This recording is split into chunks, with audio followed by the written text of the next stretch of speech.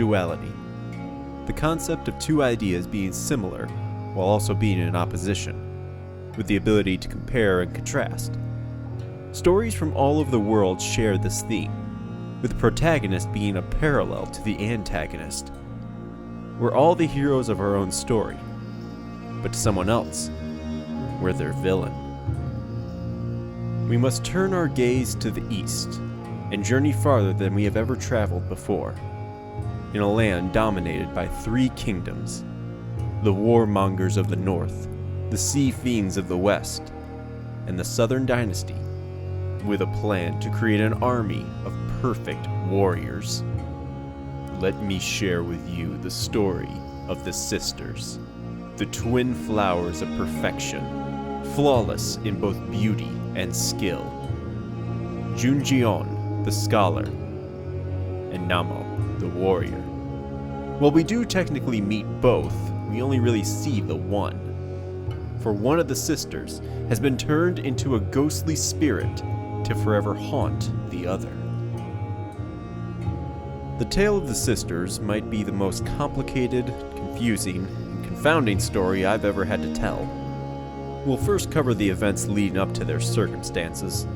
Then, much like a trial, I will entertain both sides of the argument. And finally, we'll consider who has true ownership of the body. So with all that being said, court is now in session.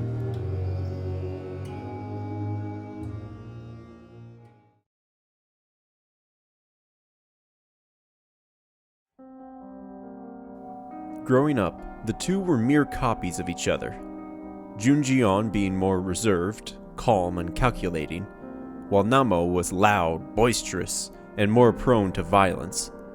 The two were eventually orphaned after their parents died, and, according to Junjion, Namo killed their parents.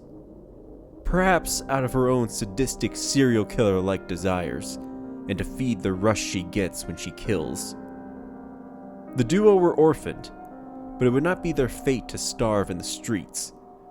For as luck would have it, a warlord from the southern dynasty would be traveling through the peasant countryside, and stumbled on to the twin flowers.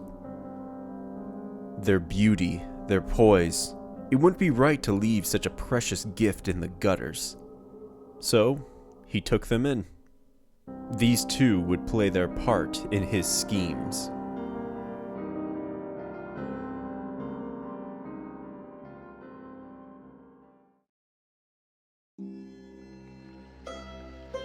The sisters took quickly to the ways of the nobles, each one trained and excelled in their respective fields.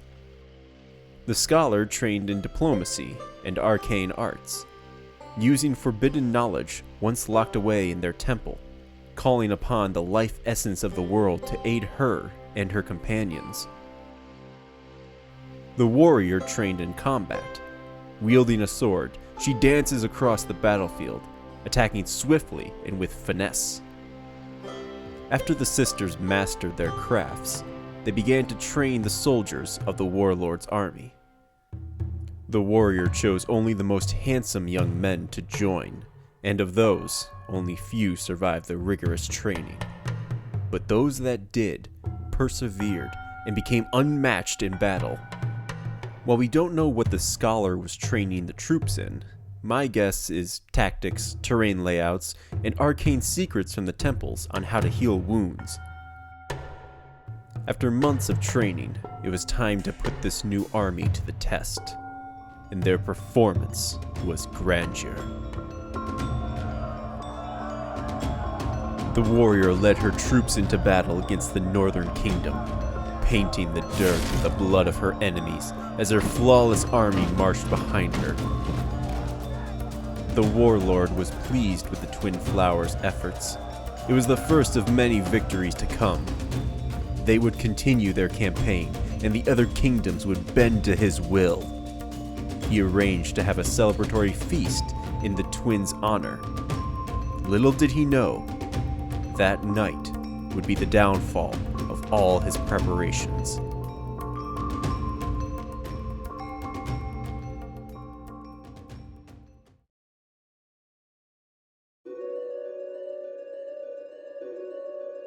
As her sister celebrated with her comrades, Junjion retired to her room. Jealous of her sister's achievements in battle, she sought to prove herself by searching through the scrolls of the temple's archives. In one scroll, she found something shocking: a forbidden ritual of the dark arts, a hateful and spiteful ritual that would give her the power to defeat her sister. The idea creeped into her mind, feeding the fires of her envy. She returned to the celebration, began to place sigils all around the room, and prepared to confront her sister.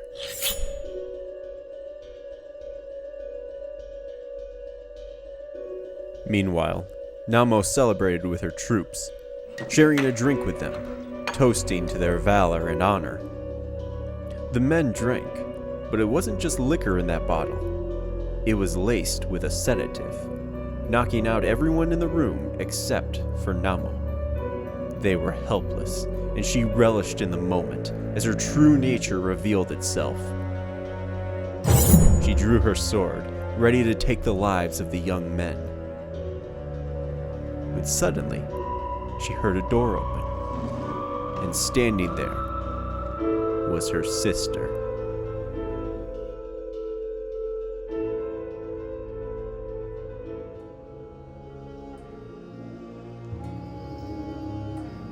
What happened next is unknown, since both sisters claim ownership of the body to an extent.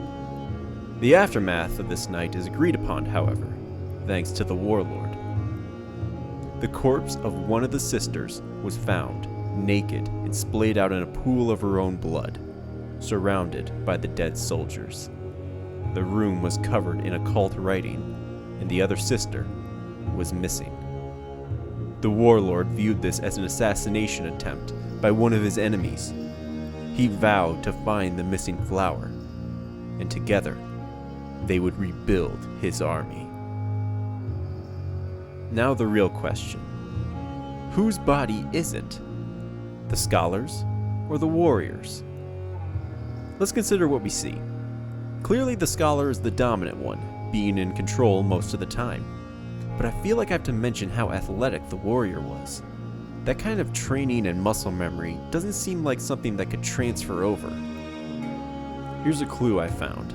The body of one of the sisters was naked in a pool of blood, meaning that one sister undressed and put on the other's uniform. Their outfit is a combination of the warrior's armor and the scholar's robes, but the headdress is always the scholar's.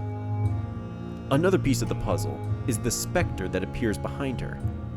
It has the scholar's robes and headdress, regardless of which one is currently in control, so perhaps the same spell that allowed them to swap bodies binded their souls together into one. What about all the dead soldiers, too? Was it murder, a casualty of the ritual, or something else entirely? With everything being said, the two most likely outcomes I can see are this. If the warrior killed the scholar, then by the curse placed on the room, she forfeited her body to the scholar, and was forever cursed to live as a ghost, watching her sister live in her place. If the scholar killed the warrior, then as per her ritual, she would be forever haunted by the ghostly apparition of her sister, the price for winning the confrontation. However it happened, they are bounded together now, and they have traveled all the way to the west, to the estate. While they are tied together, they only work with each other out of desperation and necessity. They each have their own motives for traveling here. The scholar is searching for a way to exorcise the specter out of her body, that she might finally be free of the ghost that haunts her. The warrior seeks to destroy her prison of flesh, that she would be free of watching her sister live in her body. And the only one who can do that is the thing underneath the manor. After all my research, not even I'm really sure who owns the body or what happened that night. I factored in all possibilities, considered all outcomes, and in the end, the best thing I can think of is to flip a coin. But I think there's a lesson to be learned for all parties involved. If you're Junjion, it would be that we should work at our own pace and not let the current trend dominate how you view yourself. If you're Namo, it's that actions, good, bad, or otherwise, have consequences, and we reap what we sow. And if you're the warlord who set these events into motion, it's that no matter how close to perfection we could achieve, we are all still human, and we are all still influenced by our emotions.